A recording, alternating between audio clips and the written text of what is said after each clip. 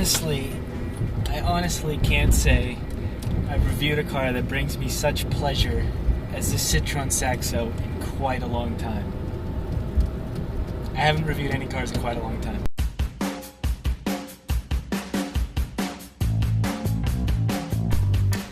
The Saxo started out as originally a musical instrument, of course.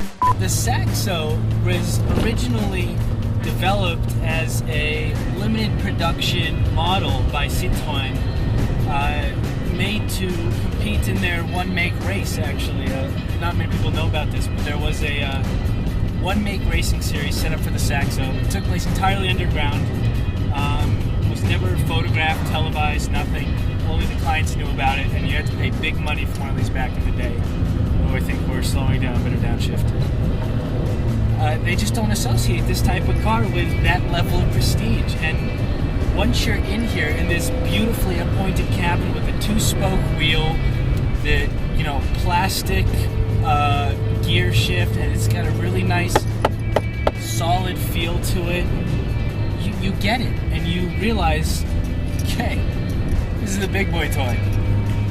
The Saxo succeeds in bringing a race car spirit to the road where so many others have failed. The 5-speed transmission has a long throw to accentuate the importance of changing gears without a computer, and the straight-cut reverse gear sounds so good you'll want to drive everywhere backwards. We're in stop-and-go traffic now in the middle of the town, and for such a pure, stripped-out, race-bred machine, it's coping incredibly well. No warning lights are on the dashboard. I don't know if they work or not anyways. The clutch, while it is really grabby, it's got that kind of race bite, it's manageable, and you can deal with it in pretty much all scenarios that I've been on, at least with this car. I'm just listening for the rev limiter. There doesn't appear to be one, which is, it doesn't get any racier than that, right? Wow.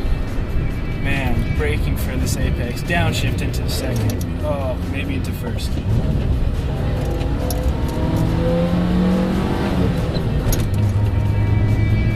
The weight savings is everywhere. They spared no expense gutting this car, so it could be everything it could be. I think it's time for a 0 to 60 run.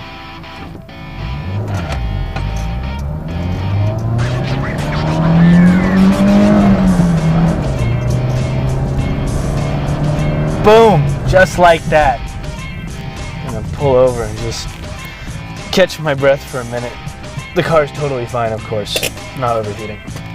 Citroën really went to every expense to lightweight this car as much as possible. We're talking no central locking, manual mirrors, manual windows, manual seats, no power steering, no air conditioning. And the results add up, and it is really astonishing how quick this car is, how composed it is. I mean, look at that. You see some features in this car that you still can't find in the newest lightweight Lamborghinis, stripped out Porsches, the Ferraris. Things like a 2-spoke steering wheel, which may on paper seem a little ridiculous, but here in reality, and most importantly in the minds of the idiots who buy these cars, it really makes a difference. And when you turn the wheel, it turns that much quicker. There's just less inertia. Pitch it in. Weightless, effortless, emotionless. One of the things I love most about the Saxo is, despite this insane competition background it was born out of, you'd never know it from looking at the outside of this car, especially when the factory finish is scratched paint, dented quarter panels, and 3 out of 4 hubcaps. You really can't tell at all that this car is designed for this, having fun. It is a very hot day today in France. But do I wish I was in a normal car with air conditioning? No. I want to be in the Saxo. I want to drive.